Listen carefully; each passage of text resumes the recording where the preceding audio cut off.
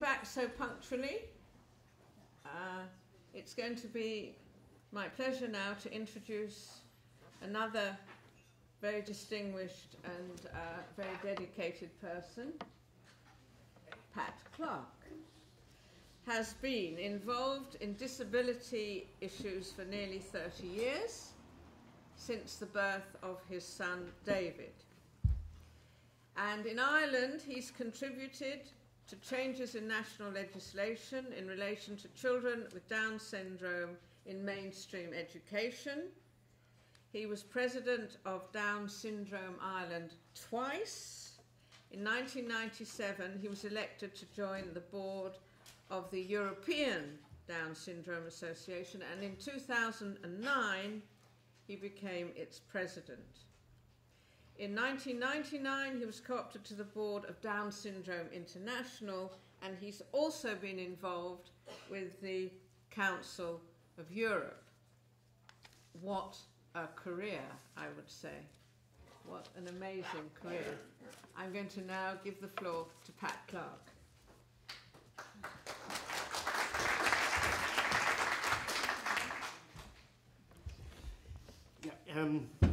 Good morning, everybody, and thanks to Gerard and the Centre for inviting me here to speak at this august body and on such a distinguished panel, I have to say. As Baroness has stated, my involvement goes back to the birth of my son, and way back in the mid-80s, as it was then, I began the first mainstream education project for people with intellectual disabilities, enabling them to go to mainstream schools. And at the time, and you wouldn't get away with it now, we actually paid for the resource teacher that visited the schools, 10 schools in all, and we had 10 children, and ultimately convinced the government that this was the way to go, both from an educational point of view, but also from a social point of view, and for all of the people, the other people in the class, not least the person with Down syndrome. And then I moved on to health research with a lot of work, and Down Syndrome Ireland were the first country in the world to produce the first research-based medical management guidelines for children with Down syndrome, and they still stand, and we'll be issuing the new, improved and revised versions in the next couple of weeks, hopefully when they get all that sorted out. Now, I'm not a human rights person. My life, I'm a trained qualified accountant. I've spent all of my life and my involvement with the disability movement, including Down Syndrome Ireland, has been one of a sort of reluctant or reactive person coming in to solve a problem and to get the job done, and then I would disappear off into the background until somebody would come looking for me to come in again and solve a few other problems. And the same would have applied with European Disability Forum and also European Down Syndrome, and even Down Syndrome International. They always seem to, Down Syndrome organisations for people with Down syndrome always seem to be having problems that need sort of an administrator to come in and do a bit of work on it. But and today I'm here representing the European Disability Forum, and European Disability Forum is a pan-European, pan-disability organisation that began in 1996. And oddly enough, and I only became aware of this within the last 18 months, EDF's first constitution was drafted actually in Dublin. So once again, Ireland's disability sector was at the forefront in fighting for the rights of disabled persons. So let's hope that Ireland will soon leave the club of nations that has not ratified the UN Convention, and with the passing of the capacity legislation mentioned by the Minister earlier, Ireland will be able to join the bigger club of the nations that have ratified the Convention. EDF is the voice of people with disabilities in Europe and acts as the interface between the EU, the Commission, the Council of Europe and the Parliament. Its experience in Europe after its creation shows that the difficulties and the advantages on how to coordinate the voice of more than 80 million people with disabilities across our continent, and it has been particularly successful in overcoming the challenges that it has faced. EDF, its membership comprises of a national council from each of the countries of the member states That's the National Council of Persons with Disabilities. It also numbers in its membership all the major disabled people's organisations across Europe, and these would include European Down Syndrome, Autism Europe, the European Union of the Blind, European Union of the Deaf, Inclusion Europe, and many, many more. Its board has representatives from both of these constituencies and a smaller executive board which is headed by an elected president, 2 vice presidents, a secretary and a treasurer. But it also has a small but a very effective staff, a secretariat based in Brussels, who include in its numbers a number of policy officers and researchers and who specialise in areas of interest, both topical and ongoing. It has orchestrated a number of major political achievements along the way. Changes in the Treaty of the European Union, which was Article 19 on non-discrimination, which now includes the ground of disability. Before that it was Article 13. The adoption of the Social Charter, the holding of 3 European Parliaments of Persons with Disabilities, which is a phenomenal event, and one, if one can get an invitation to it, one should try to be there because it is a very powerful event. In 2007 it organised the 1 Million for Disability campaign, which saw across the whole of Europe, which saw 1.5 million signatures gathered to effect changes to legislation and policies, and it influencing the drafting of the Disability Action Plan and ultimately the Disability Strategy 2010-2020. EDF has organised a joint meeting of the 3 European presidents, the Council, the Commission and the Parliament on disability issues, and this is a regular feature now of the European calendar going forward, and it is making sure that the voice of people with disabilities is heard at the highest level. It has proven itself not to be useful just at the European level, and it has singularly been effective in the ratification of the UN Convention at a European level and is now part of the implementation monitoring body. It actually chairs the committee that is looking into that. We have pushed the European Union, we believe, to limits that were unexpected for a supranational organisation that EDF is. And the UN Convention is the only human rights treaty that has been ratified by the EU. EDF is constantly researching into areas that the European Union should develop in order to have a positive impact on the lives of persons with disabilities. It is both proactive in its work, but it is also flexible enough to react quickly to the circumstances as circumstances demand. When EDF was created, we fought to have recognition in one article of the Treaty of the European Union, as I mentioned earlier. 17 years later, we have an important number of regulations in the areas such as employment, non-discrimination, transport, ICT, state aids, funding instruments for social inclusion, employment and structural reforms of infrastructure. If you're a person with a disability living in Europe, you will know that when you leave your house, public transport has to match the accessibility requirements in compliance with European Union standards. That the local bus has to be acceptable due to European Union regulation. That any renovations in the street, the curbing and all that sort of in physical infrastructure that relates to concrete has to comply with the European requirements because they're using European funds, public funds. And when you arrive at your job, you know that you are protected from discrimination, again thanks to European legislation. The daily lives of persons with disabilities are affected by European regulations. It is recognised that 70% of national legislation relates to the transposition of EU regulations. And EDF is obliged to deliver for Europeans with disabilities by pushing for more integration, more coordination between the European countries in a social Europe. The future of Europe will be a social one, or else we will have failed. After all of the above and more does not mean that Europe is of the above and more.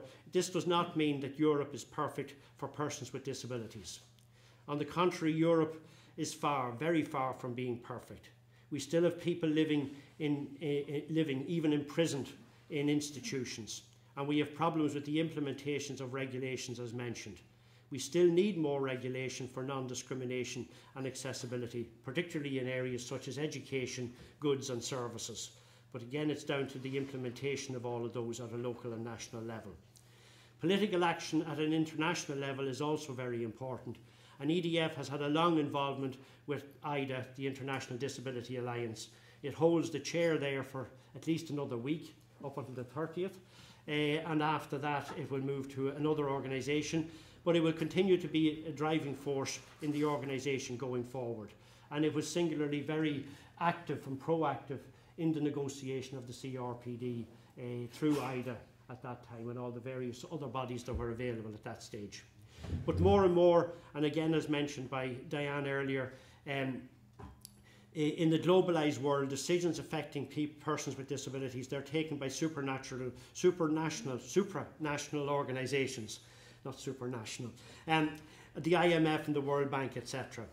And policies are also decided by international organisations such as the post-2015 Millennium Development Goals. EDF, through its involvement in IDA, are at the table ensuring that disability issues are front and centre. One more element which is vital to the analysis of the future actions of the European disability movement is implementation. In many countries across Europe, we have an extremely well-developed legal framework, but with very low levels of implementation. The step from words to deeds is indeed a very big challenge. As I mentioned earlier, Europe is far from perfect, and I wonder if we have learned any lessons. Europe is in the throes of the most severe recession since the Great Depression, and European disabilities have learned a very, very sad lesson. Regression of rights is possible. Europe is now entering an era when disability rights are questioned and persons with disabilities are denied their right of inclusion. People with disabilities have suffered greatly in the past number of years. We know that in Ireland, research from our National Disability Authority shows that attitudes towards people with disabilities has hardened over the last 5 years, and this is a very worrying trend. And not a dig at the Minister, but we know that the Education for Persons with Special Education Needs Act has effectively been mothballed for reasons of austerity. The rights of persons with disabilities are never consolidated for good. They require permanent advocacy and monitoring by the disability movement. And today, more than ever, the movement has to stay together and be firm in the front line of the defence of our rights. Crises, financial, political and social, are the real test for the disability movement. It is in these situations where solidarity, strength, political vision, unity, etc. are tested. Crises are times for leadership, for political vision, and for experiencing that the equality and non-discrimination are objectives that are vital and important for the movement. Strong leadership is essential. Activism, advocacy, determination, emancipation, unity, strength, reflection, modernisation, transparency, democratic movements, these should be our principles. And I believe that EDF, through its membership, its structure and its modus operandi, is well placed to deliver for the 80 million people with disabilities across Europe. But I would say that, wouldn't I? Thank you.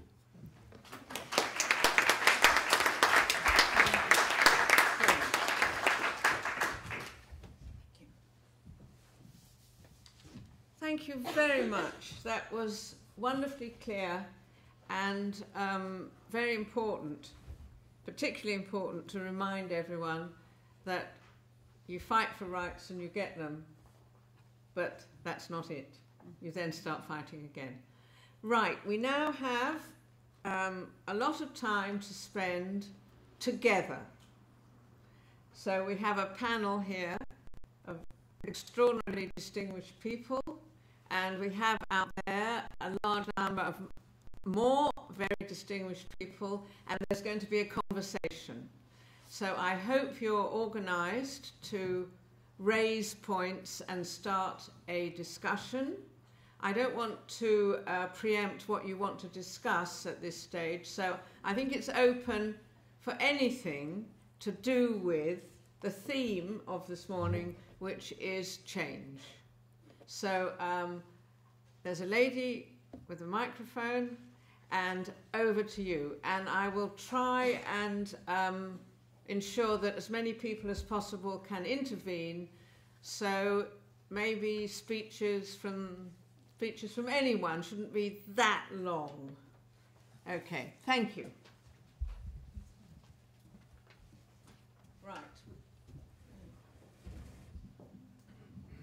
Thank you very much for the very, very inspiring keynote addresses. I have a question to Diane, but also to Pat. So in my research, which is focusing on the participation of persons with disabilities in... Sorry? Do you mind saying who you are? Oh, sorry, I'm Magdi Birta, one of the dreamers.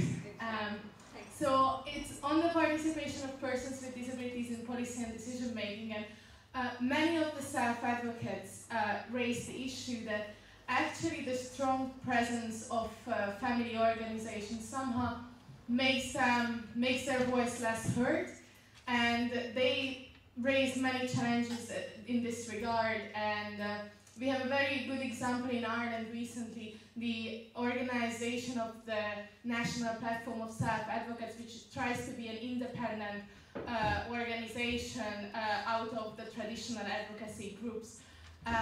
So I'm just wondering, what is your opinion how to overcome on this slight tension, or how to ensure that the voice of the self-advocates will be equally heard, or heard in principle? Thanks. Thank you.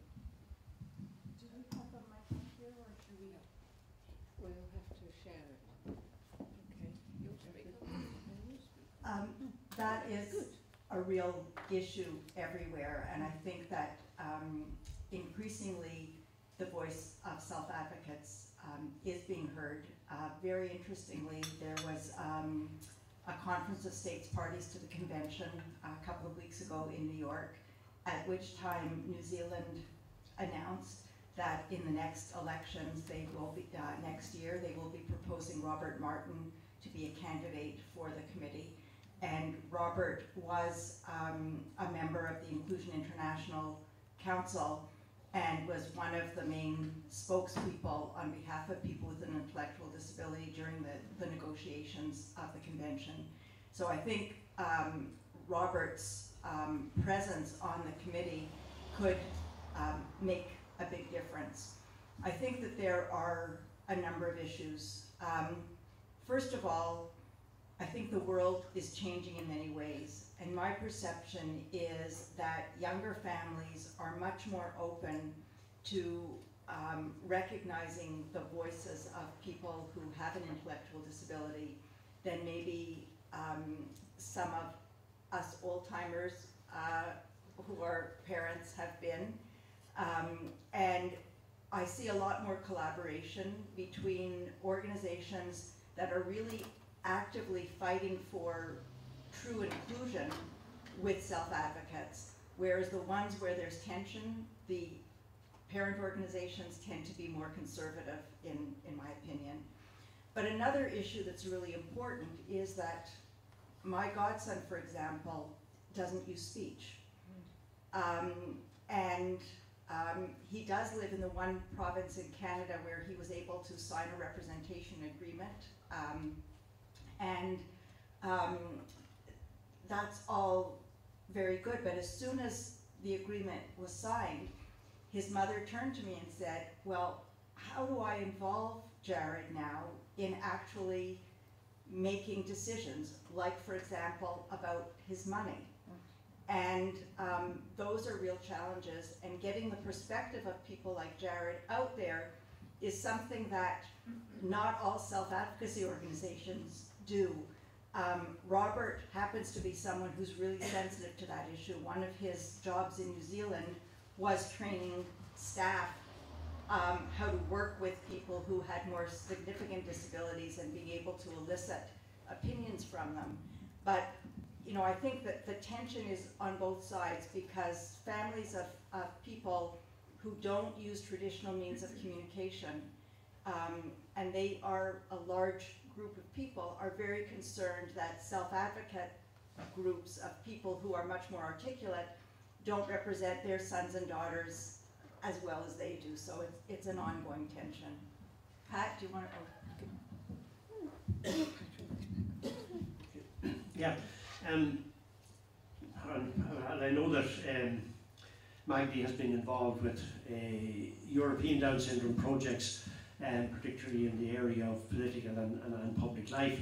And yes, it is a huge problem.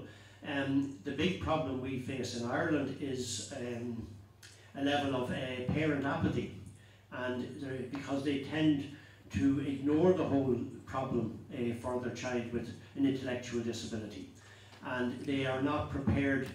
And when we've run personal development courses in Ireland, the parents actually find that when their child returns to the family fold, they sometimes don't like the independent spirit that has been fostered in the child while they were away, and they sort of begin to wonder whether they would have been better off not sending their child to those courses, because it's causing them more problems than they probably needed at that point in time. But I think we try to, there is a level of education there at both levels. We need to educate the people themselves, to allow them realise that they have the right to speak for themselves, but also to educate the parents that they shouldn't be mollycoddling their child, particularly a child with an intellectual disability, and making the decisions for them at all stages. And Minister Lynch made a reference to that in her opening address earlier. So I think there's an education process that needs to be done, but I think it is changing slowly, but it is changing. Thank you very much. Could I just say that I think it's more than apathy. I think there's a real fear out there in terms of independence.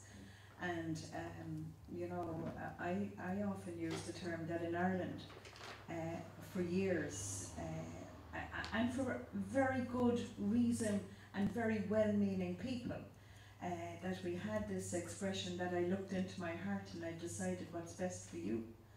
And it would be done with the very best of intentions. So when I first got this job, we had a significant committee at the centre of government in terms of the implementation of the Disability Act. By the way, when I got the job, I discovered that there was no implementation plan for the Disability Act. We now do have one. It took a considerable time to get over the line because we did have disagreements. But the committee that decided on that, and it's at the central government, meets within government. And when I got this job, the only people on that committee were in fact service providers. And I was advised by people in Inclusion Ireland and others to spend it. You know, it only represents the service providers to spend it. I'm not a great believer in dispending things unless I absolutely believe it doesn't work. So I said, no, what we'll do is we'll expand it. Let's put a few people on that committee who actually have the lived experience of a disability themselves. And we did that.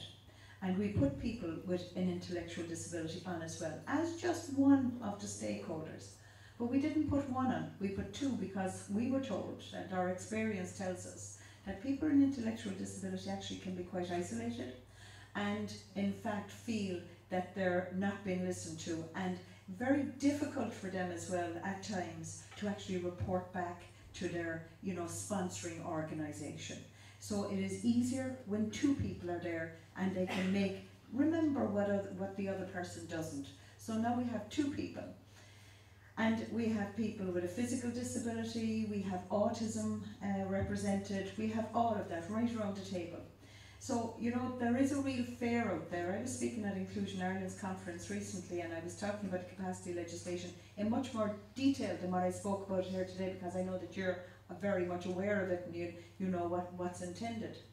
And one lady in the audience stood up and she said, are you telling me that from here on in, I will not be able to control my daughter's money? And I said, yes, that's exactly what I'm telling you. And there was uproar. I mean, serious uproar. You know, and I think, as Pat has said, we have a big job of work to do in terms of education, information, and we don't either want it to be, you know, when people's children were taken from them in this country, when people's children were taken from them and put into institutions, or like is happening in China at the moment, you know, kids born with a disability are being abandoned and the state is taken over. We don't either want it to be perceived as if now this is a community grab. You know, there is a balance here somewhere, and we need to keep refocusing and keep getting the message out there that this is not about anything other than ensuring that people with disabilities have a right to their own decisions within their own lives. But there is a real fear out there, and you know, Diane is right. Maybe the next generation, because they will have grown up with it, will be different. But I believe that's a long way off. I think that's a long way off.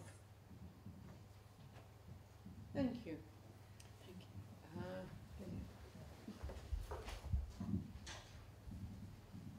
Thank you, Clarke, for raising these points. Very worthwhile and very relevant to hear, because I was deaf from birth, but my parents decided to raise me in the mainstream. That included inclusive education from creche level to university level, with very limited support apart from speech therapy. So the best 12 years of my life, I had daily speech therapy that was practiced at home as well. And the last 3 years I've had with a cochlear implant. My hearing is a lot better now than it was. And that's the position we should be making from for today's children, because they have the advantage of digital hearing devices that we did not have before. And with these hearing devices, we have more options. We have more communication options. And thinking back to my parents, well, these years ago, they were under huge pressure to make these decisions. Obviously, like all parents, they wanted to make the right decisions. And they were getting phone calls early in the morning, late at night, to apply this pressure on them from the agencies. And they said, thank you, we have done our research, which again proves the value of the research, and it shows that they knew what they were doing. Having said that, it was a term-by-term basis in school. How is the progress? How is the grade? How is the salary? I was very happy, I still am. And I really, truly believe this education, with these hearing devices, and with this ability to speak, I really believe it has given me the best possibility in life to be the best person that I can be. And in terms of light, I would just like that to be noted, because every day, every week, I meet people, the first assumption they make is that I communicate in sign language, which actually is not the case. Now, I was given the option to learn to sign when I was 7. I went to a summer camp where there was English and sign language spoken, and I left the camp without any signs. So I decided at that age, maybe it's not for me, and I realised as well that because she didn't speak to me, because a lot of it was about oppression, and I actually didn't feel oppressed. So I will leave it there, but please feel free, all of you, to come up and talk to me if you have questions, because it is a different experience. And with today's hearing technologies, this is the future. My journey is towards the better future of the children with the knowledge and the hearing technology that we have today. Thank you.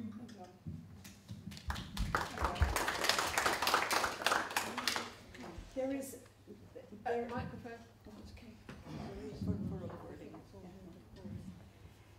Thank you very much for that. Part of the implementation plan in relation to the Disability Act, which we're putting together, we decided that rather than, and I hope that no one will be offended by what I'm going to say next, but I've said it so many times within the group where it matters most, that we have insisted that every department of government sits around the table with us. You know, it's not just for particular departments, it's for every department of government. But what we did discover was that, you know, if we had an issue in relation to housing, environment, all of those things, then we had 10 other departments sitting around the table with nothing to say and really no input to make, and it was unfair. So what we decided to do, to have thematic meetings and have that department come in and be centrally engaged with that plan. And one of the areas, one of our first meetings was in the deaf village, because we felt that the deaf community has become very isolated, very isolated. So that's why it's interesting to hear the last speaker. Had become very isolated, and I mean, of all the disabilities, they were not being heard, even though they were quite capable of communicating their message, very central message. And with cochlear ear implants now, that is going to become more and more.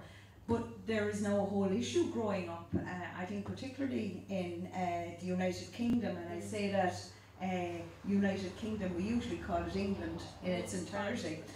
In the United, or as a friend of ours says, the mainland. We don't agree with that. No, we don't agree with that.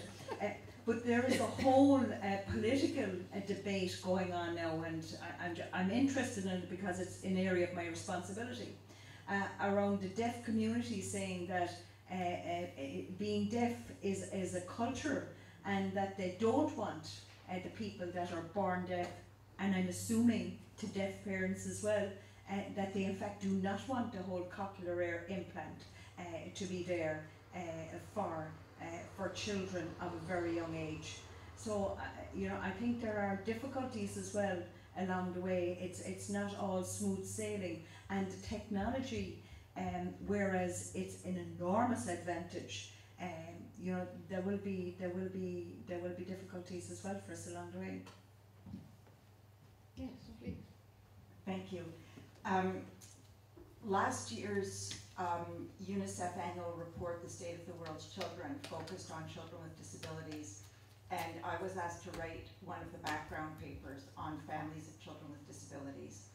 And in my terms of reference, one of the things that they wanted me to talk about was the tension between families and people with disabilities. And so the issue that I chose to write about was about cochlear implants. And my experience had always been that the deaf organizations that I had worked with had been very much opposed to them. So I did some reading, and I wrote up my section of the paper, and I sent it to the World Federation of the Deaf. And they took the assignment extremely seriously, shared it among various committees, and had me completely rewrite the section because they said that they've realized, as you pointed out, that cochlear implants are much more successful when they're performed before the age of 2. And so, although initially their position had been that parents should not impose, in fact, that it was assault to perform surgery on a child of inserting a cochlear implant if the person hadn't made their own decision. But with both the hindsight of research showing that the implants should be inserted early in order to be successful, and also with the experience of deaf parents, hearing parents, and people themselves who were deaf going through, they changed their position, and they are no longer against cochlear implants officially. That doesn't mean that they support them officially, but leave the choice to parents. Their position still is, though, that children who are born deaf and have implants should learn to sign because they may lose their hearing later in life.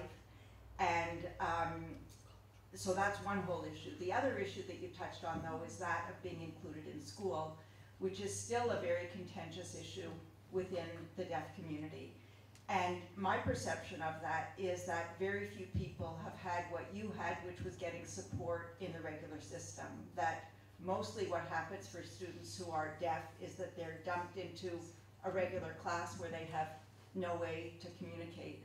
But I know, at least in one state in the United States, some research that I saw showed that the most popular second language in high school in the state of Florida is sign. And so many non-deaf people are learning to sign. And in our family, we started to learn to sign when my grandson started daycare. And they used sign with the children before they could speak. And so, you know, when my grandson was 6 months, he was teaching the rest of us how to start. And now that my sister's partner is deaf, for my grandchildren, it's really nothing special communicating with him, because although they don't learn sign in school officially, all the songs they learn to sign, and so it's very natural for them. They know a lot more than I do. Thank you. Gerard.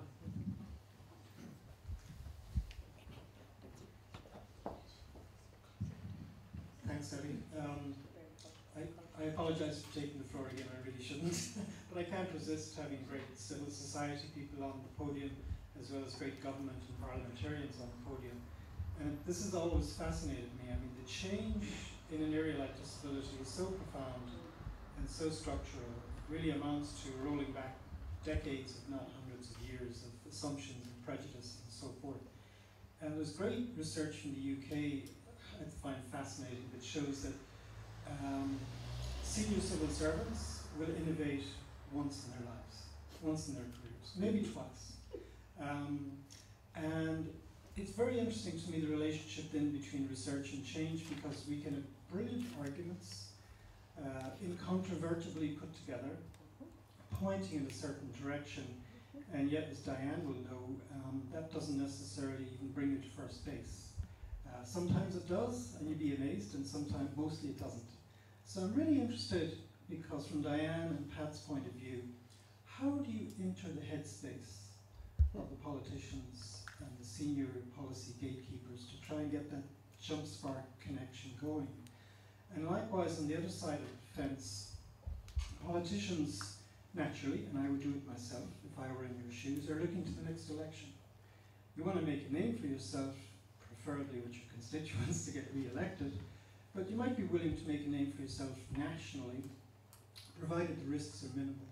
But the risks are huge in an area like disability. You just touched on one, and the kind of righteous indignation that families would have, and that doesn't look good for you, you know, as a politician. So how do you get into that headspace to be able to say to yourself on 1 or 2 or 3 issues, oh, to hell with it, elected or re-elected or not, I'm going to do it. So what's the magic in there? And maybe all 4 of you have something to say on that. Right, well that's a good one. I think you might take the lead on this. Okay. You're elected, hold office. The Baroness is appointed. Exactly. Yeah, Does not hold office. That's the space I need to get to. That's You know, right. that It's a I'm lot so easier. good. We have to reappoint that woman. We have to reappoint that woman. No, it's a very interesting question, and I know people that in politics that are very good people, and they understand the argument. I mean, just think about the sort of civil society piece. They understand it extraordinarily well, and not alone do they understand the argument, but they understand the research and where it comes from and all of that. But there are things that politicians are not prepared to do for self-preservation. Again, going back to inside and outside the box, my grandson, going inside and outside the box, I would have to tell you that my mother used to always say to me, you know, there are some things in life that you need to be afraid of. And I've never found them. I have never actually found them. I really haven't. I think it's It's a flaw in my genetic makeup. I really have never found them. I've always believed that when you get the opportunity to do something, you should grab it with both hands and you should do it. It won't come along again. You are in this job for a very short period of time, and it is not about me. It is not about me and whether I get re-elected or not, and God knows in relation to mental health, and we've done an enormous amount in relation to mental health and disability. I think that there are as many traps out there for politicians as there are flags with people to wave them at us, and I was just talking to Pat about one of them earlier on. And if you have the opportunity to do good and to make a difference to someone's life, and I know now I'm beginning to sound more like a nun from the Sacred Heart of Jesus and Mary and all the other saints at this stage, right? And I don't mean to, but I genuinely live my life on the basis that it really isn't about me. It's not about me, it's about others. And I have often said that to people on the phone as well when they ring me up and they say, but you're moving people from that area to this area, and that doesn't suit me because I visit them every Sunday. And I said, well, I've news for you, it ain't about you. So, you know, there are times when you will get politicians who are brave enough and who are committed enough to do things that will be unpopular at this time. At this time. Not always, but right now they will be unpopular. And I think it is important. Now, I would have to say to you as well, Gerald, that civil servants do what they're told. It is their job to warn you when you're doing something that they consider will be unlawful or will be bad for the country, bad for you, or will be a charge on the public purse. That is their job. That is centrally their job.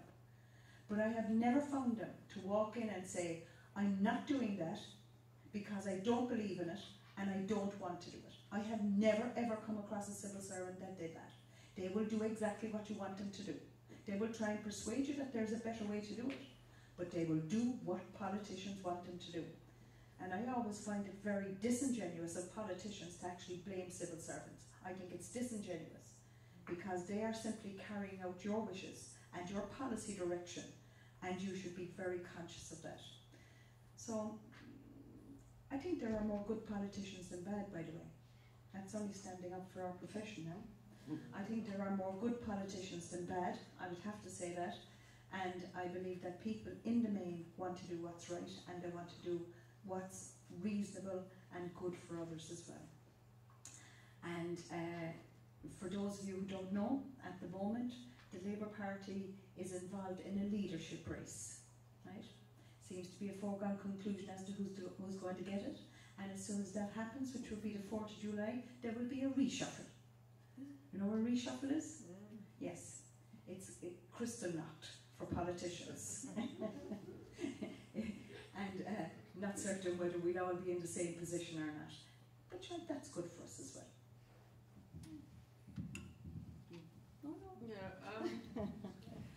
Thank you. I think the first point I would make to this question is that the lady sitting next to me is quite a rare animal in that very occasionally there's a politician who gets to power actually wanting to do something in that position and having the brains to know how to do it, to walk through the political minefields, and does it without counting at each juncture the number of votes lost. And if you look at what happens around the world where there is change, in my experience, at the back of it is somebody like this, who has come into politics not for the fame and for the corruption opportunities, I have to say that, because unfortunately that is how it is in many places, and not to climb the pole. Those who wish to climb the pole and end up being Prime Minister will not do what you're doing. So such politicians are rare, and when you find one, you should see it as a window of opportunity not to be missed. Because when you look back and see how did that happen in that country, how did they, for example, from my perspective, get all the children out of prison, then there was somebody like this minister who said, I'm going to do that, and I've got a year and a half, and these are the things I'm going to start on day one, and it's going to happen. And as a person who tries to bring about change, and I'm sure Diane is going to agree with this, one of your jobs is to identify such people, befriend them, support them, protect them, and be very grateful that there are people like that. I would just say one other word, which is perhaps a bit more controversial. In the House of Lords, as is clear, we're not elected. We are not democratically elected by the people. Most of them are put there by the political parties, either dead weight, so they want to get rid of, so that their seat is then available for somebody's son or daughter, something like that. And those of us on the independent benches are appointed because of some bringing something different. Diversity, have done different things that would never get into Parliament. So we're appointed, a totally illegitimate body, with no justification whatsoever to put our fingers on the laws or anything else. But I have to say, I hope this isn't going on the record, but I have to say... Your vested self-interest. It has one or two little merits. Yes. You are not beholden to anyone. You are not thinking about your career, because once you get there, you ain't got no career. And you are able to think only about what is right and what, in the long term, would be best for the country and for the world. And therefore, it is a place where people in parties vote against their parties, where people in parties make speeches against their parties, and where occasionally we vote down some ghastly thing that the government of the day wants to do, that we are all united in saying is against what the values that we hold. So there's no defence for the House of Lords except that little one that I've just given you, and I can understand exactly why the minister sometimes longs to be in that position and to be able not to think all the time about the narrownesses of party politics. But in the end, we're all Democrats, aren't we? Yes. Thank you. You are right that I was going to talk about looking for people like this minister, and we actually coined a phrase for it. We often talked about going on fishing expeditions, and we would meet with everybody. Sometimes you'd find an open ear in the Minister of Health and Welfare. Sometimes it would be in Foreign Affairs, sometimes it would be in Finance. It could be in a very unusual place, but wherever that ear was, that was where we decided to move. So one of the stories that I cut was that when we found an open ear with the Minister of Finance, we commissioned a major study on the tax system in Canada to look at where there was discrimination against families of people with disabilities. And as a result of that study, we had announcements made in 5 or 6 budgets making provisions to eliminate the discrimination, because there are extra costs associated with having a person who's dependent on the family who has a disability. And we were able to whittle away at those. I mentioned before that at one point the Minister of Foreign Affairs was our friend. In all of those cases, unless we had a direct connection to the minister, which we sometimes did, we got to know the minister's political staff and made friends there, and were very genuine in our friendships, but maybe a little Machiavellian also. So when we invited one minister's assistant to a conference, as soon as he got off the plane, we took him to an institution. He'd never been to one before. After that, when we talked about the problems of institutions, he knew what we were talking about. We took a minister of finance to visit a group home similarly. We kidnapped people wherever we could in order to be able to expose them to things that maybe they wouldn't have seen otherwise. And the other thing that we did, not so much in Canada, but a lot in Latin America, was that we found in Latin America, because of the history, that people weren't used to dealing with their politicians. You wouldn't find people like us sitting on the platform together. And many of the leaders, even in the member organizations of Inclusion International, had never met senior people in their own governments. So we brought them together, and we not only brought them together in formal situations like this, but we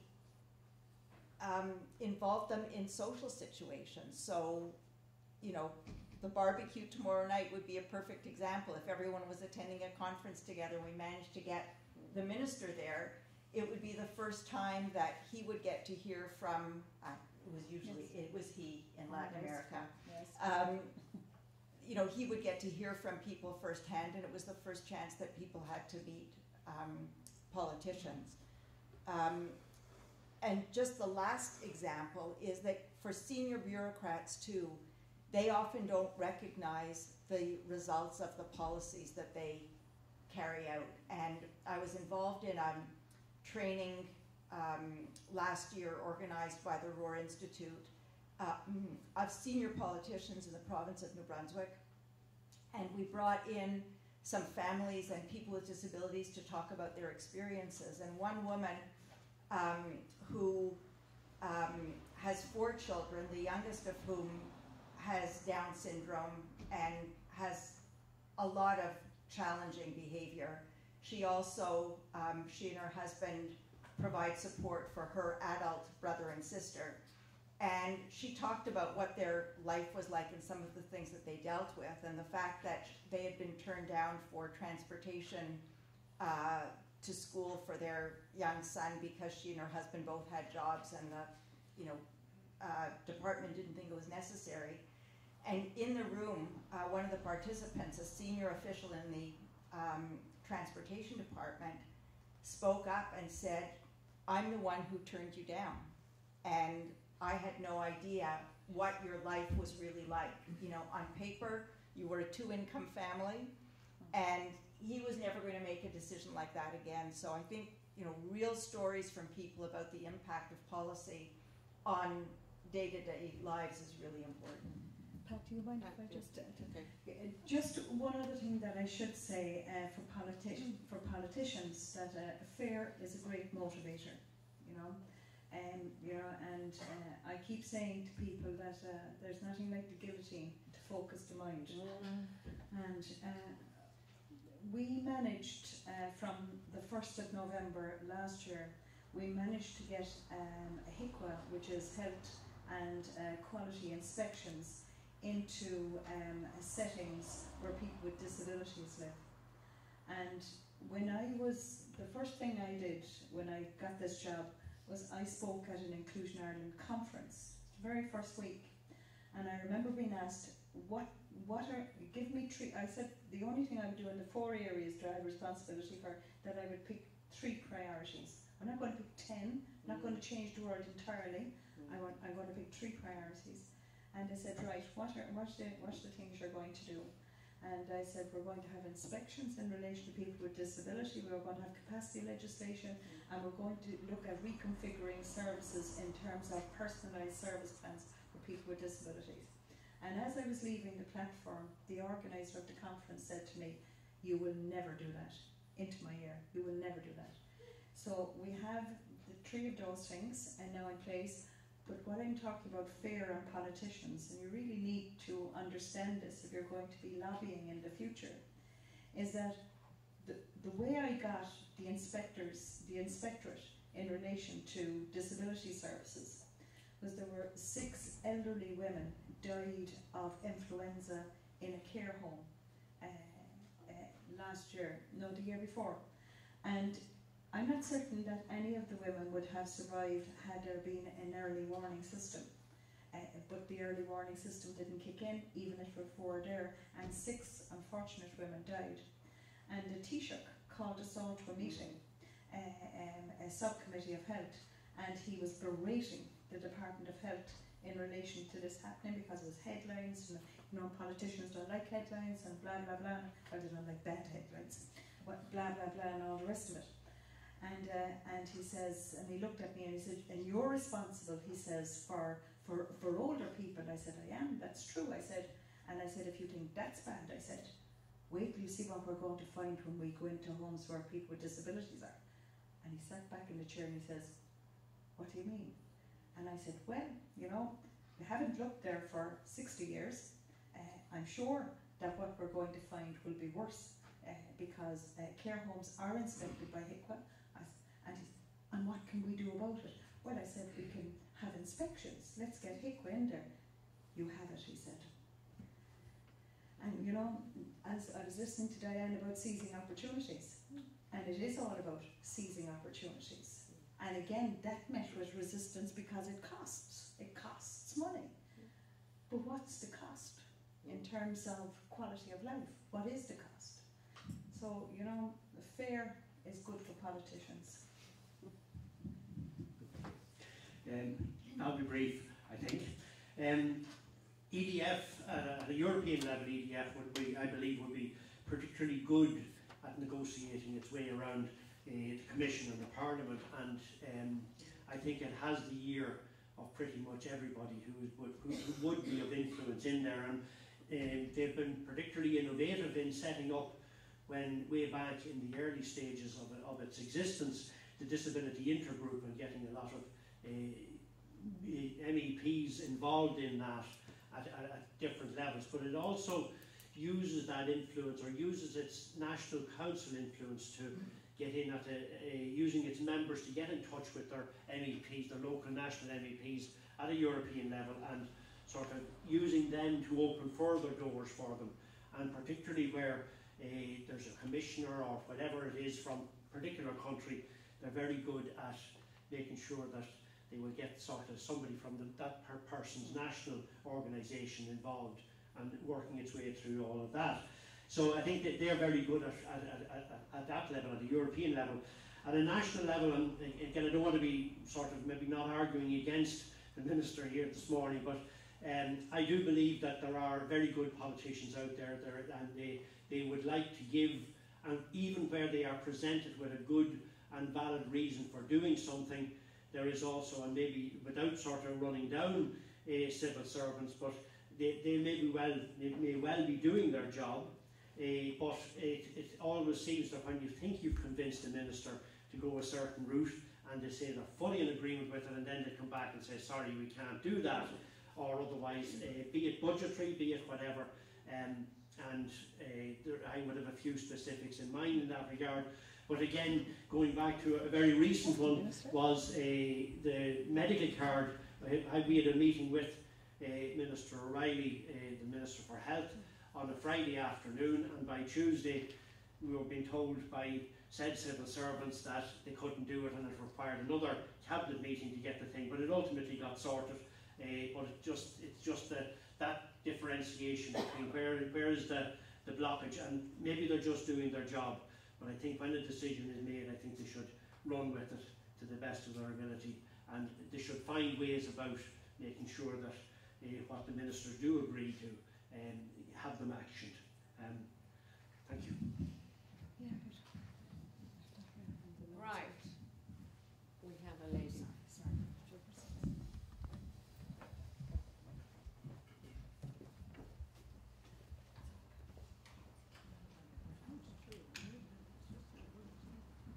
I'm Paula Pinto from Portugal, and I would like to start by also saying thank you to the three presenters of the morning, because they were really interesting, all the three talks.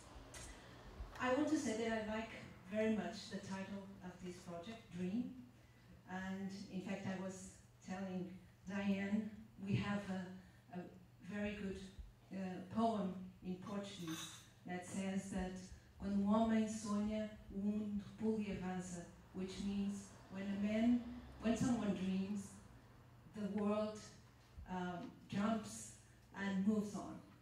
And so I find this a really inspiring name. And also the title of the conference, Turning Ideas into Change that Transforms Lives. Because it's actually about this last part, transforming lives, that it's all about. I think we have seen a change in ideas already. In society in general, even within the politicians, in the laws, in the policies, we now all talk about human rights, disability rights. That's something we have already achieved, I think, mostly. But the issue that remains is how we're going to turn that into reality in people's lives, how we're going to affect lives, transform lives. And this involves also resources. And again, Diane talked about millions of dollars. I can't even tell how many millions when she was telling the story of the change. And sometimes these $1 million are not new dollars, are just dollars put with a different focus, applied with a different focus, instead of dollars to fund special services, segregated institutions, dollars used to ensure rights, provide inclusion, build all that. But the question that we are here to discuss also is how can research help in that process? And so I wanted to build on Gerard's question and dig a little bit more. And I would like to hear you, the four of you, say, how do you see the role of research in this? How can we better communicate research results? How can we better share our outcomes?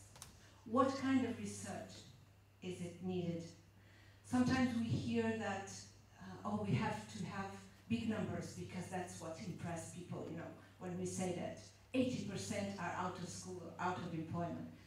But then, again, Diana, just remember, sometimes one story, putting a face in those numbers also makes a difference. So what's your sense in that? We would be interested in should research help identify new issues, or should research be more instrumental, let's say, in answering the issues that politicians have in their hands to solve? Or both? What would be, so what advice would you have for us researchers in trying to do our work the best way we can to transform lives? Who's going to start with that? Yes?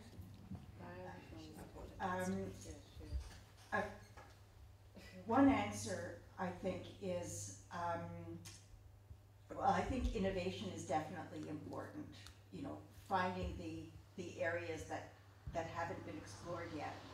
But in terms of that kind of research often takes a long time to pay off before you get enough people to support an idea and be willing to test it.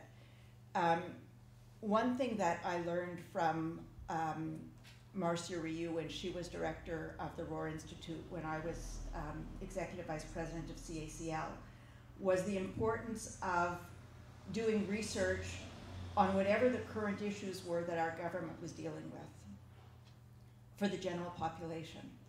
So if they were dealing with employment, we would look at employment of people with intellectual disabilities. If they were looking at pensions, we would look at pensions for people, the impact on people with intellectual disabilities, to always try to be able to come to them with the disability angle for whatever it was they were doing. An issue came up around extending maternity leave, and we knew that that would make a big difference for parents of children with disabilities. So, you know, we became involved in that. So we became involved in a range of issues that hadn't really been on our change agenda, but they were things that the government was going to move on. And so we knew that we needed to know what the impact would be on people with disabilities to make sure that inadvertently people with disabilities wouldn't be hurt. Could I just say that I often open my speeches by talking about CERN, you know, and the research that's going on there, and I also say that never certain where that's going to lead us, or exactly how valuable it's going to be into the future, or who it will benefit. Research has to be about practical application as well, but without research, then we're never going to have the practical application. We may stumble on it as politicians, we may stumble on it as policymakers, but the research, the hard, concrete data that tells us that this is a better way to do something, and sometimes it may be economically more beneficial to do it this way, but it is hugely important. But let me give you an example of that, a very recent example of it. A friend of mine about 3 weeks ago asked me would I meet this particular gerontologist. He has something to put to you, he said. So I said, of course, I have an hour you know, around tea time waiting on a vote, bring him up and we'll have a chat. Thinking it was the usuals, you know, the solution to everything that was wrong in the world, because that's usually what I get as representation. And you're polite and you listen and you do all those things, but really has no, you know, will have no impact on the lives of the people that you're paid to serve. But he came in and he put a paper on the table to me and he said, we have this research done. It's about Hospital. And he says, myself, he said, and 5 other guys out there, he said, have developed a program. He said, we already have a little bit of research done on it. We've gone into some of the nursing homes, the care homes. And he said, we are developing a program which will ensure, he said, with a little bit of money, that we can in fact go out and train people in care homes that will ensure that frail elderly people across all sections of society, people with disabilities and not, frail elderly people will not come into the A&E department in the type of regular frequency that they have in the past. And he said, what we don't know, he said, is why people in care homes, older, frail people in care homes, are in fact ending up in ED or A&E departments with such regularity. What we do know, he said, because we're in those departments, is that 70% of the people that present were there 6 weeks ago as well. 70%. So I said, that's very interesting.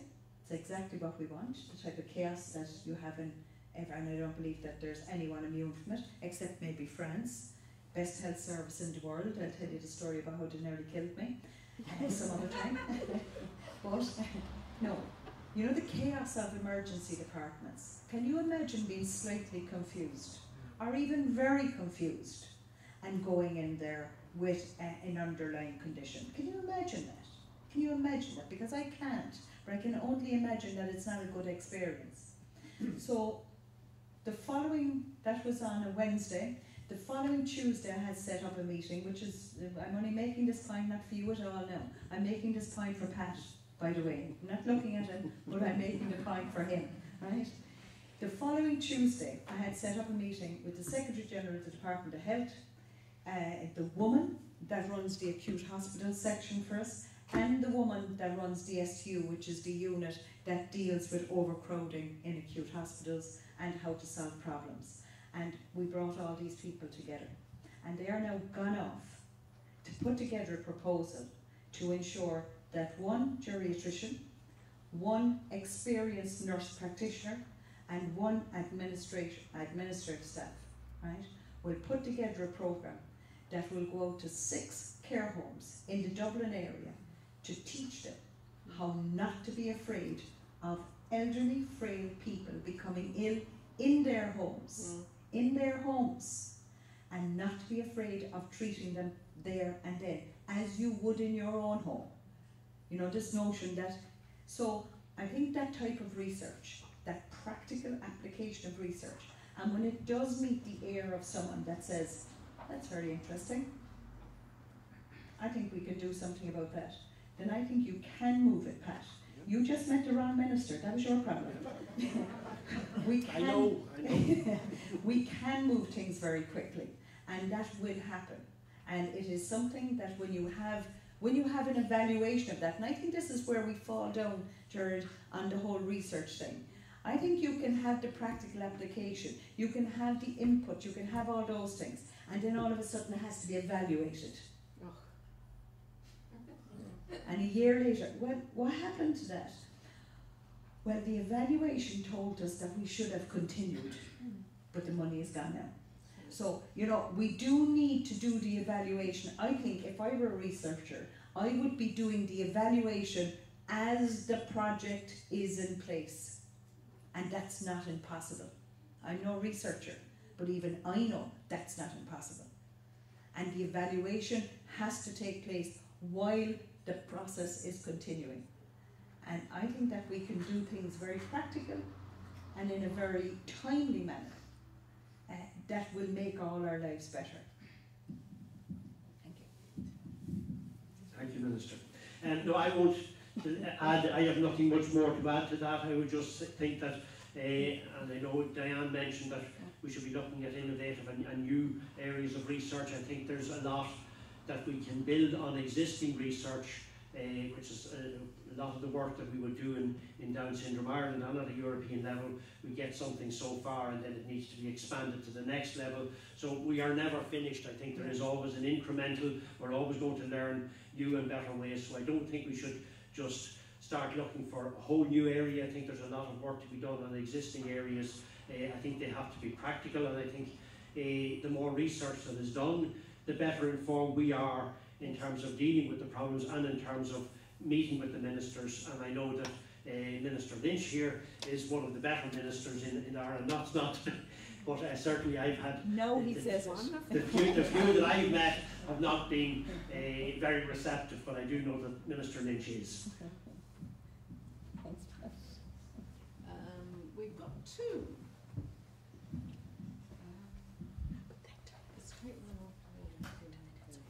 It's only sharing information. Hi, I'm Kelly Johnson from Australia, and I really just wanted to pick up a bit further the previous question that was asked.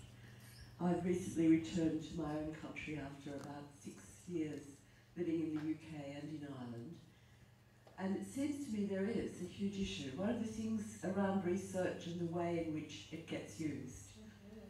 On returning to my own country, I was somewhat horrified to discover in the state in which I'm living there are still a number of institutions for people with intellectual disabilities. I thought that fight was over a long time ago.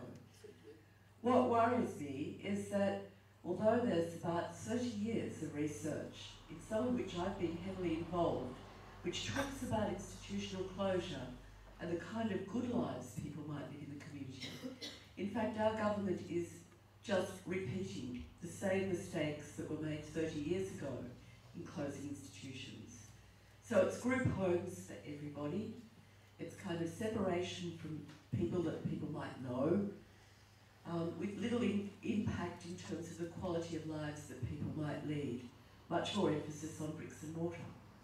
And then I think about the work I was involved in Ireland, which was incredibly exciting. But along with that I was part of an advocacy organisation which was trying to change the Sexual Offences Act in relation to people with disabilities. And there's a lot of research around the effects of attitudes to people with disabilities around sexuality and relationships. Lots of it. But repeated efforts to change that act were extremely difficult. And I'm just wondering if you could address those issues. Is it about how we disseminate research? How do we actually have a big impact? Unless we happen to know the minister, which is not always the case. Sorry, that was a bit long.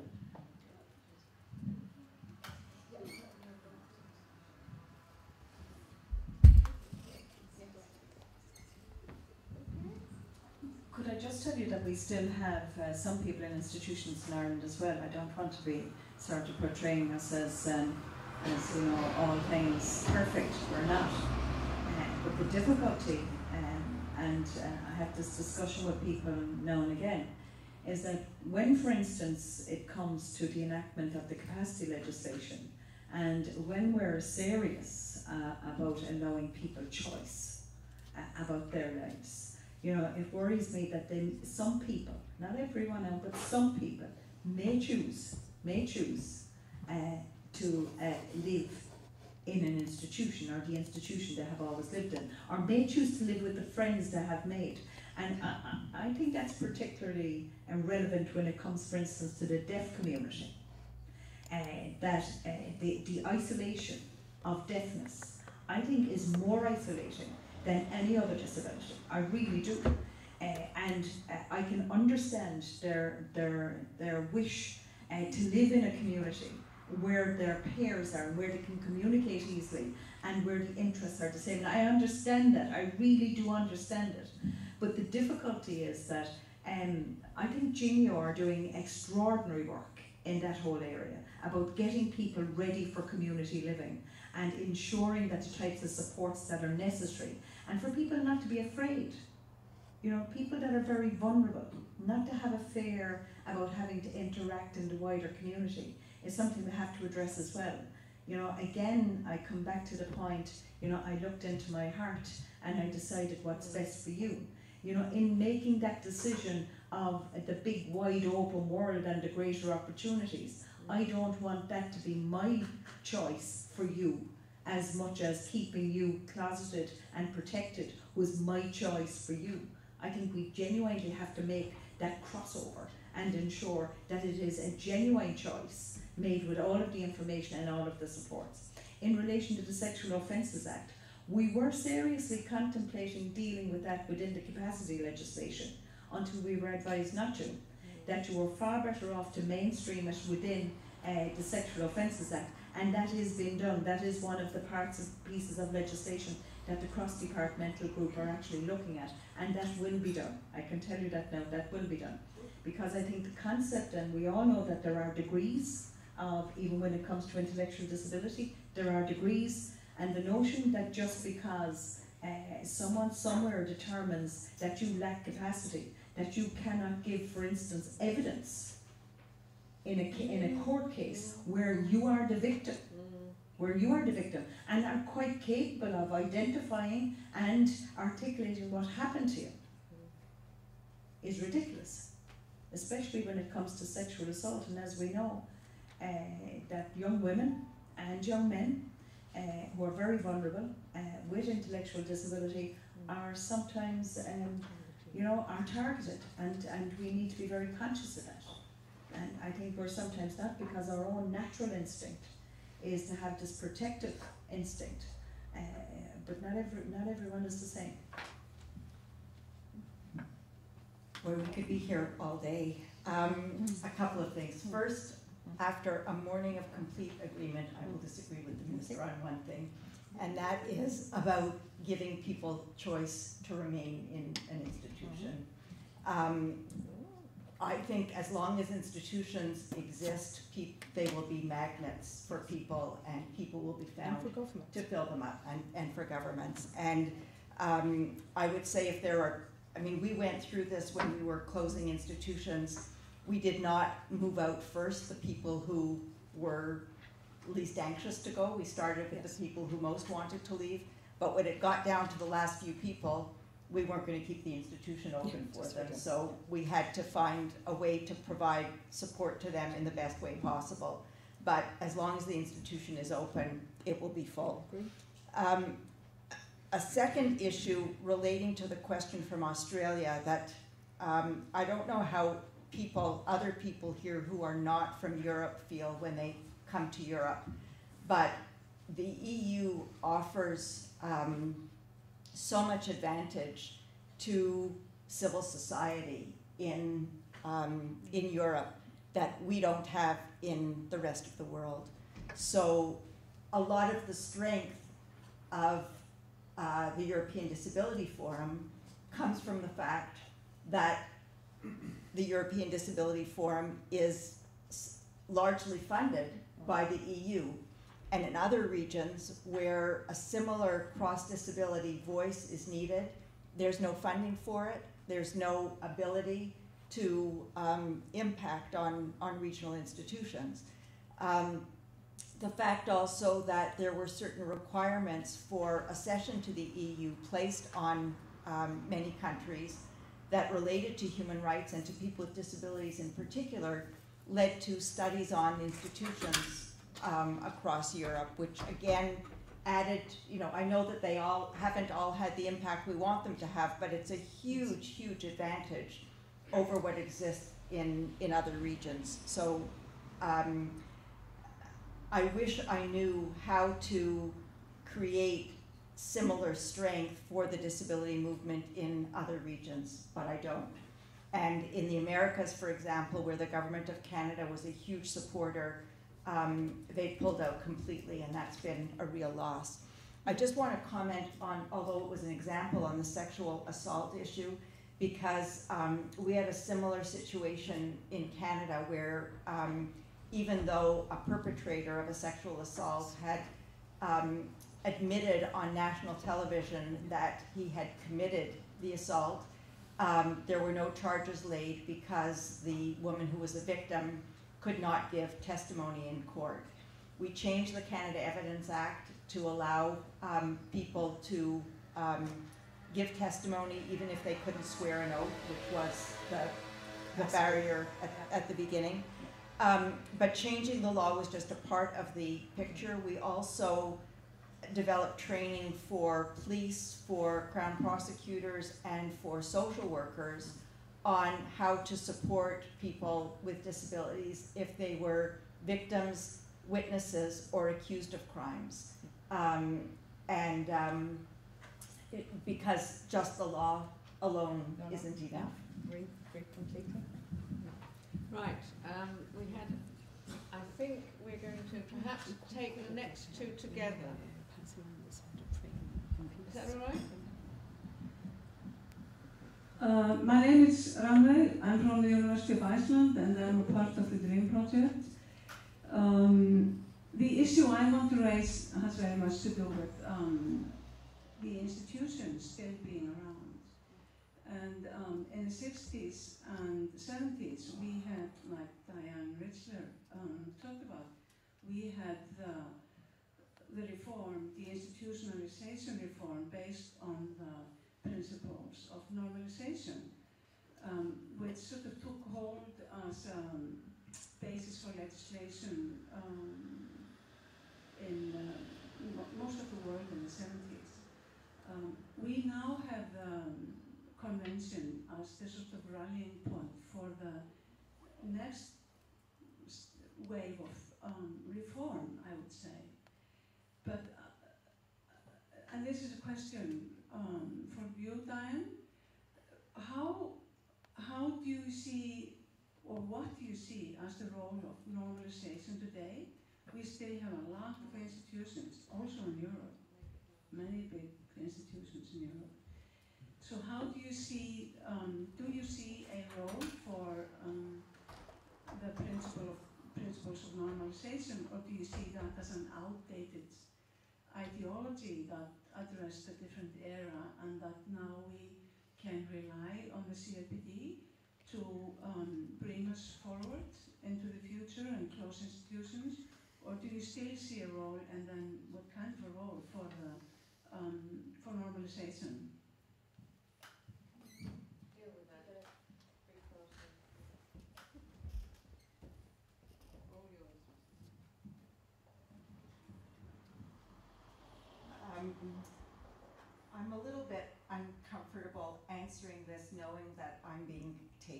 I will give an honest answer in any case.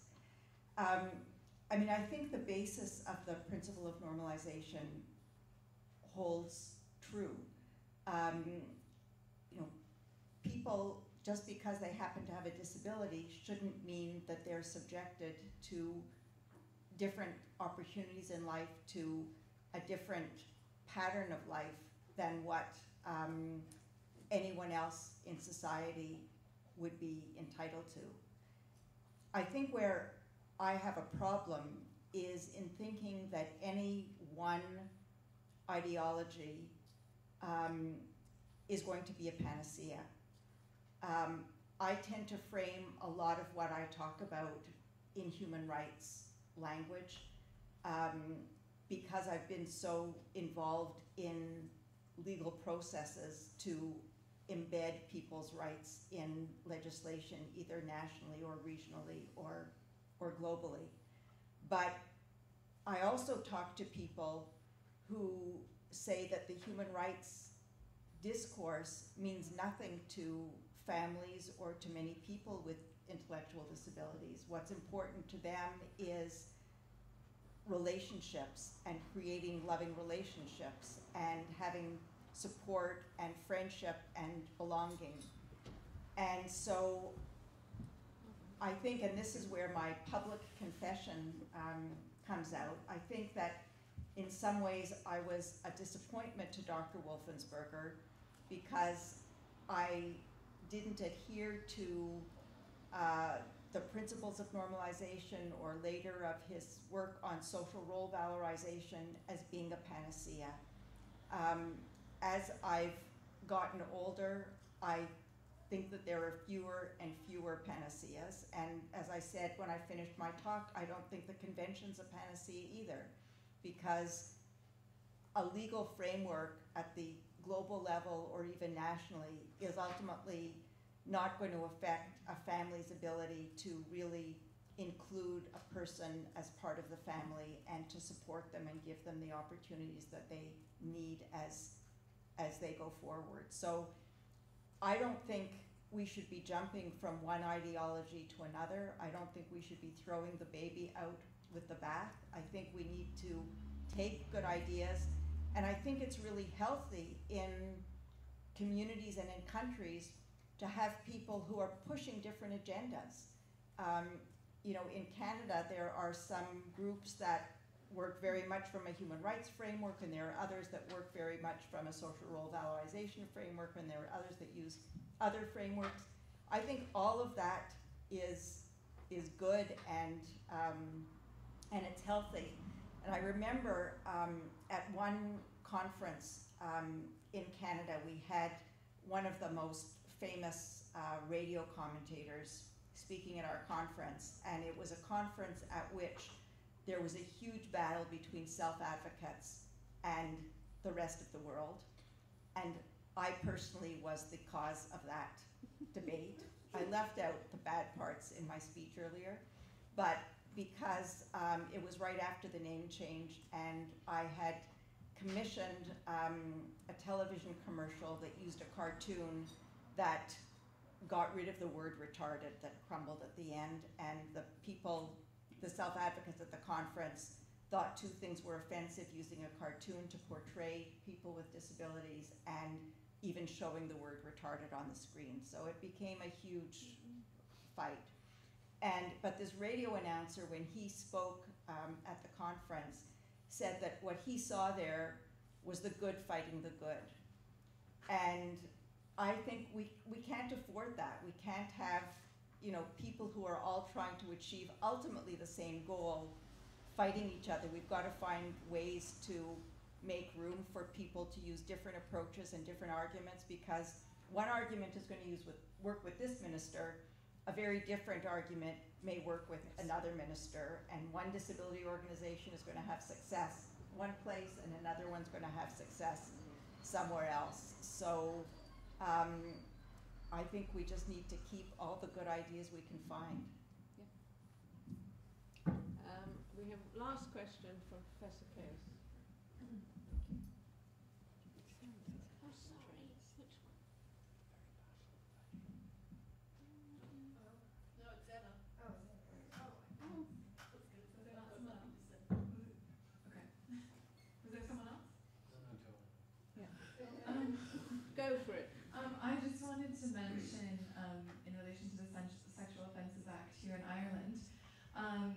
a kind of addition to the story that you're telling, which I think is a nice story of how change was inspired more recently, just in the last few months. And it kind of, I think, was on the back of lots of research that had been done, which you spoke about earlier. And also, I think one of the big movers was the Blue Teapot Theatre Company here in Galway, who did, which I know people are familiar with, that are from Ireland, who did, it's a theatre company of people with intellectual disabilities who put on a play specifically about the harm that the Sexual Offences Act, which really denies sexual autonomy to people with intellectual disability in Ireland. The play focused on the harms that does and how it affects their lives. And then subsequently a documentary was done that was beautiful on the same topic. And as part of that, Senator Catherine Zappone was inspired to do something about it and contacted our centre. And just last week, I think, we launched the bill that we wrote in conjunction with Senator Zappone. And she debated it in the Senate, and the government's not opposing it, and they have made a commitment to include some of our language and to at least work with us to ensure that sexual agency isn't denied to people with disabilities. So I just wanted to share that as kind of another avenue of inspiring change, which actually is coming from not only research and academia, but also arts and grassroots and people with disabilities themselves. There was one gentleman at the back, and that will definitely be the last. Thank you. Adrian Devine from Galway. I'm a social entrepreneur and a filmmaker. And just before I ask the question, can I just, if I could recommend something available on the RG Clare for the next 20 days. It's a documentary that I was involved in 2 years ago. Kathleen will know it. It's called No Limits, No Limits, about Joanne O'Riordan, who was born with total amelia. And I helped her brother Stephen make the documentary. We went to the UN and she gave a speech to the UN there on girls working in technology and her disability. So that's available on the RG Player to have a look at if you didn't see it. It's a pretty amazing piece of work, if I may say so, which it's all about Joanne, as you'll see. My question is for Vivian. Vivian, I'm just wondering how senators deal in the House of Lords with members of the public making submissions of legal interest in cases that involve serious cases, both legally but also with disability, how you can bring that to, I suppose, to the legal system, or do you stay clear of that in terms of letters of knowledge of families from your constituents? How do you deal with that where you work?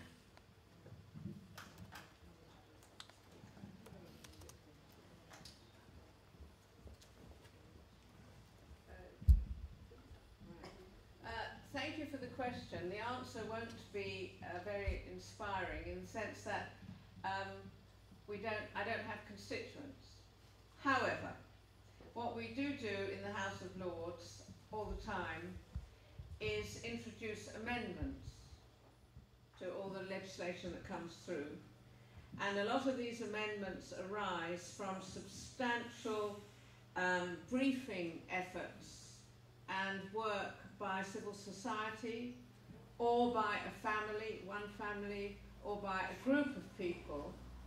And the House of Lords is very open, and the public are involved very often.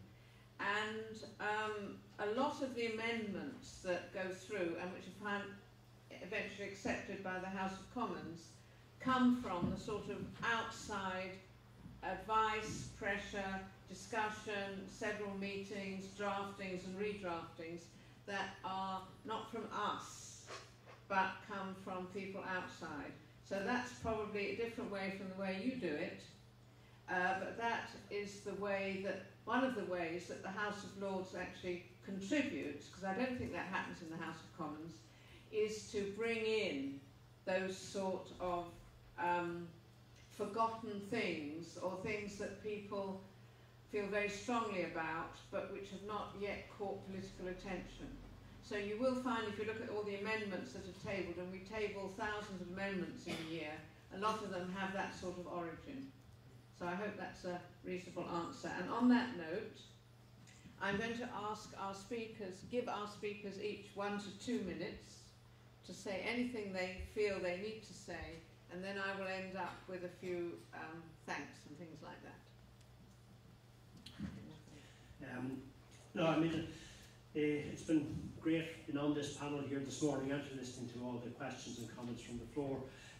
One of the things I'm looking forward to is the next 2.5 days, and listening to all the various reports from the researchers as part of the Dream Team and all the other presenters.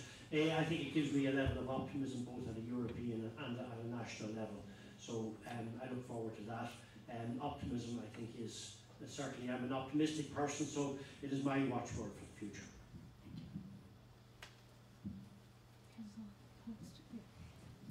I think I'm actually speechless because you gave me so much opportunity to express my thoughts, and I just really want to say thank you, because I'd never sat down and tried to put together a history of some of the different things that I've been involved in, and you're very lucky because I only used about 1/3 of the examples that I actually had prepared. So I'd be happy to come back another year, Gerard, and deliver the rest of the paper.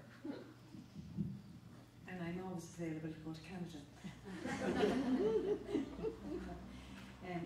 Could I just say that I suppose this type of interaction is the stuff I like, really. You know, I don't like making formal speeches, but this is the stuff I really like, the sort of, you know, being challenged and, you know, being disagreed with to a certain extent, and, you know, why would you do that and why wouldn't you do another thing? And I think that's really where you find out where the flaws are in the type of direction that you want to go in. I think that's very important. And could I say as well that I was interested in something Diane said in her presentation about the type of reconfiguration and the amalgamation of the different groups that represent people with disabilities.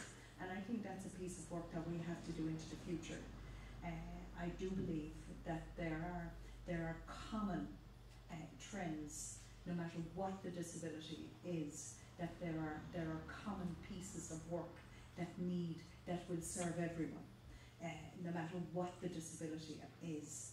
You know, the common cause in terms of what the government provides in terms of financial supports, for instance, what the government provides in terms of therapies. I believe that we need to start bringing together the organisations. Now that I think the government has a very clear fix on where it wants to go, and that the structure that we're trying to present, you know, has a clearer focus, that we need now to start bringing the organisations together. Now, that will be a body of work that will take a considerable time, and there will be huge resistance to it, because I think, like everything else, and I think Pat will recognise this because he's been involved so many years, I think as well that there are territorial issues in relation to organisations. I think that happens everywhere, and to say that it doesn't happen within the disability sector would be saying that they are not the same as the rest of us. I think that there are territorial issues there as well, but I do believe that we could get more bang for our buck and greater and better representation in terms of disabilities if we had a more coordinated effort on behalf of the civil society element of it. And I would be interested in hearing or looking at the type of stuff that Diane was involved in that's where I take from this. Thank you very much. I think I'll stand up. It's really left for me to close this session, which was supposed to be about change and was about change. I think we've learned a terrific lot about how you bring about change. You go and talk to the director of the World Bank. That's one thing you do. You certainly find your domestic politicians and pursue them and flatter them, look after them and persuade them. And you do all the things that you need to do in your local communities with the families, with the groups, and with the wider society. It's quite clear, all that's left is that you have to do it. But it seems to me, having heard all this, that it must be the right approach, because you in this field have been so successful. Really extraordinary amount of change in a small number of years, compared with other great changes that one has been trying to see in the world. So I think you are all very successful, and that is not to say that you haven't got a lot more to do. So I want to end by first of all thanking our wonderful speakers who have not only spoken to us, given very good presentations, but sat there answering questions very, very helpfully for a good hour and a half.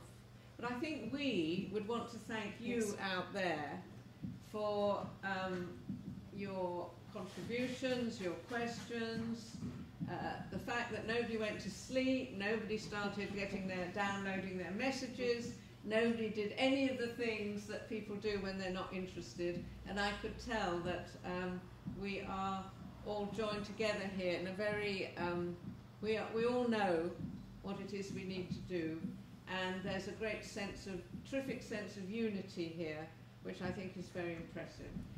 Some of it is very new to me. I'm particularly personally very grateful that I've had a morning of learning so much, and I hope that you go on showing such a great example to the world. Thank you very much.